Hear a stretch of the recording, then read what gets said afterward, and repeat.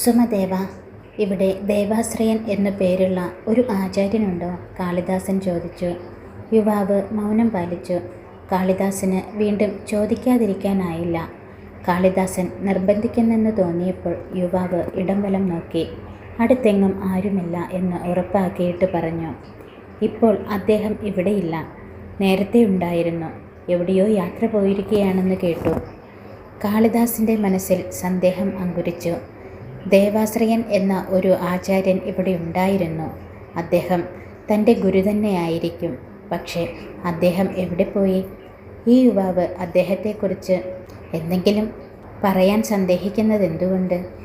കാളിദാസൻ്റെ മുഖഭാവം കണ്ടിട്ടാകണം സുമദേവൻ തുടർന്നു. അദ്ദേഹം ഈ ഗുരുകുലത്തിലുണ്ടായിരുന്നു. ആചാര്യനുമായി പല പല കാര്യങ്ങളിൽ അദ്ദേഹത്തിന് അഭിപ്രായ വ്യത്യാസങ്ങളുണ്ടായിരുന്നു. ആചാര്യൻ അദ്ദേഹത്തെ ഗുരുകുലത്തിൽ നിന്ന് പുറത്താക്കിയതാണ്. സുമദേവന് ഗുരുദേവാശ്രയനോട് ആദരവുണ്ടെന്നും അദ്ദേഹത്തെ ഗുരുകുലത്തിൽ നിന്നും പുറത്താക്കിയതിനോട് യോജിപ്പില്ലെന്നും കാളിദാസന് തോന്നി. എവിടെ പോയിരിക്കുന്നു എന്ന് സുമദേവൻ അറിയാമോ? അദ്ദേഹം വീട്ടിലുണ്ടായിരിക്കുമോ? കാളിദാസൻ ചോദിച്ചു. ഇല്ല, ഞാൻ അന്വേഷിച്ചിരുന്നു. ഗുരുകുലത്തിൽ വരാറില്ലെങ്കിലും അദ്ദേഹത്തെ കാണാൻ ചെല്ലുന്ന ആർക്കും നിരാശയോടെ മടങ്ങേണ്ടി വരില്ല. അതുകൊണ്ട് ഞാനും ചില സംശയങ്ങൾ ചോദിക്കാൻ അദ്ദേഹത്തെ കാണണമെന്നാഗ്രഹിച്ചിരുന്നു. പക്ഷേ എവിടെയോ പോയിരിക്കുന്നു. എവിടേക്ക് എന്നറിയില്ല. യുവാവിനോട് യാത്ര പറഞ്ഞ് നിരാശയോടെ കാളിദാസൻ തിരിഞ്ഞു നടന്നു. എങ്ങോട്ട് പോകണം എന്ന് ഒരു നിശ്ചയവുമുണ്ടായില്ല. വീണ്ടും മഹാകാലേശ്വര ക്ഷേത്രത്തിനടുത്താണ് എത്തിയത്. ക്ഷേത്രത്തിൻ്റെ വെളിയിലെത്തി ഒരു നിമിഷം നിന്നു. ഇനി അധിക ദിവസം സത്രത്തിൽ കഴിയാൻ സാധിക്കുകയില്ല. താമസിക്കാൻ ഏതെങ്കിലും സ്ഥലം കണ്ടെത്തിയേ കഴിയൂ. ജീവിക്കാൻ എന്തെങ്കിലും മാർഗവും കണ്ടെത്തണം. രാജാവ് വിക്രമാദിത്യനെ മുഖം കാണിച്ച് അഭ്യർത്ഥന നടത്തേണ്ടി വരുമോ എന്ന് സന്ദേഹം തോന്നി. പക്ഷേ ഒരു രാജ്യത്ത് വന്നിട്ട് സഹായം ചോദിച്ചുകൊണ്ട് നേരെ രാജസന്നിധിയിൽ പോകുന്നത് വളരെ മോശപ്പെട്ട കാര്യമാണ്.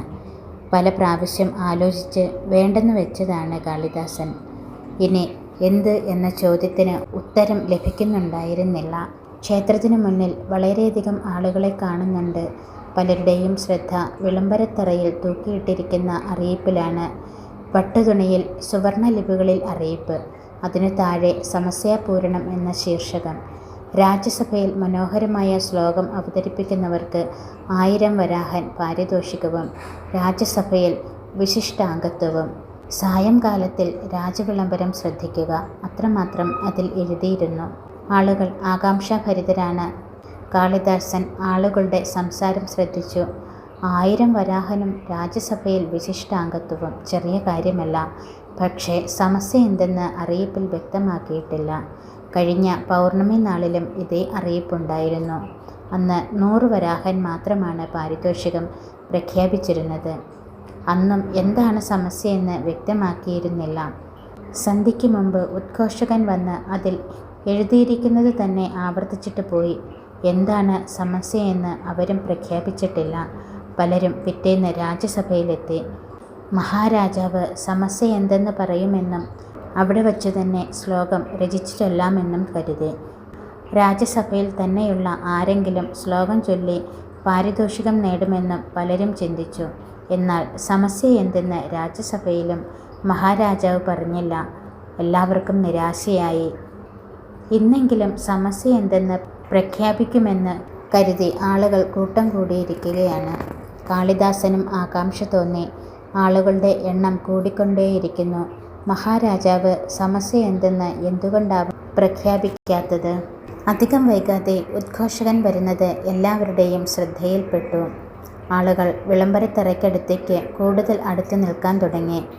2 ഭടന്മാർ ഉദ്ഘോഷകരുടെ ഇരുവശവും നിലകൊണ്ടു. പെരുമ്പറയുമായി ഒരാൾ തയ്യാറായി നിന്നു. ഒരാൾ കുഴലുമായി നിന്നു. മറ്റൊരാൾ വായിക്കുന്ന അറിയിപ്പ് കയ്യിലെടുത്ത് തയ്യാറായി. ആളുകൾ ചുറ്റും കൂടിയെന്ന് ബോധ്യമായപ്പോൾ പെരുമ്പറയുടെ ശബ്ദം മുഴങ്ങി. കുഴൽ വിളി ഉയർന്നു. കുഴൽവിളി നിന്നപ്പോൾ അറിയിപ്പുമായി നിന്നയാൾ ഉച്ചത്തിൽ വായിച്ചു.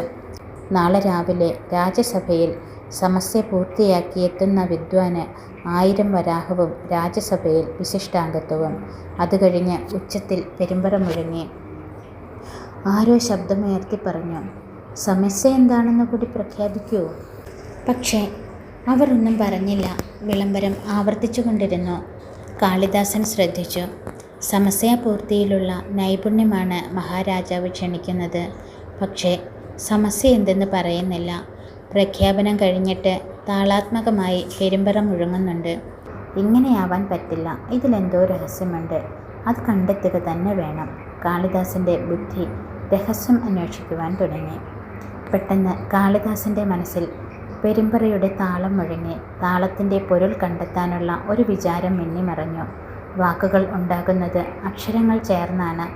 ആശയവും വാക്കും തമ്മിൽ അനശ്വരമായ ബന്ധം. അക്ഷരങ്ങൾ മഹാദേവനായ ശിവൻ്റെ തുടിയുടെ താളത്തിൽ നിന്നും ഉയർക്കൊണ്ടവ. അക്ഷരങ്ങൾ ആത്മാവും ശരീരവുമായി പരസ്പരം ലയിച്ച് വർണ്ണമായി അണിചേർന്ന് വാക്കായി. വാക്കും അർത്ഥവുമായി ബോധമണ്ഡലത്തിലേക്ക് കടന്നുവരുന്നു. മഹാദേവൻ്റെ തുടി താളത്തിൽ നിന്നും ഉയർക്കൊണ്ടവ. കാളിദാസൻ്റെ മനസ്സു പറഞ്ഞു, പ്രകൃതിയിൽ ഒന്നും നിരർത്ഥകമല്ല. ഭാവവാഹാദികൾക്ക് അതിൻ്റേതായ അർത്ഥം, ശബ്ദങ്ങൾക്ക് അതിൻ്റേതായ അർത്ഥം, അക്ഷരങ്ങൾക്ക് പോലും സാരാർത്ഥം, വാക്കുകൾക്കും അവയുടേതായ അർത്ഥം. ആശയങ്ങൾ വാക്കുകളായി പുറത്തു വരുമ്പോൾ ആ വാക്കുകൾ അക്ഷരങ്ങൾ ചേർന്നുണ്ടാകുന്നതെങ്കിൽ, ഓരോ അക്ഷരത്തിനും ശബ്ദമുണ്ടെങ്കിൽ ഏതൊരു ശബ്ദത്തിനും അർത്ഥം ഒളിച്ചിരിക്കുന്നു. എന്തോ ആശയം ഒളിച്ചിരിക്കുന്നു. കാളിദാസൻ്റെ മനസ്സിൽ പല പല ആശയങ്ങൾ തെളിയുകയും മറയുകയും ചെയ്തു.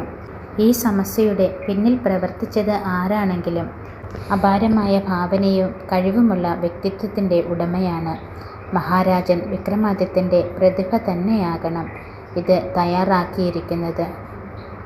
ഉദ്ഘോഷണത്തിനുപയോഗിച്ച പെരുമ്പറയുടെ താളത്തിലാണ് മഹാരാജാവ് സമസ്യ ചേർത്തിരിക്കുന്നത്. കാളിദാസൻ വീണ്ടും ശ്രദ്ധിച്ചു.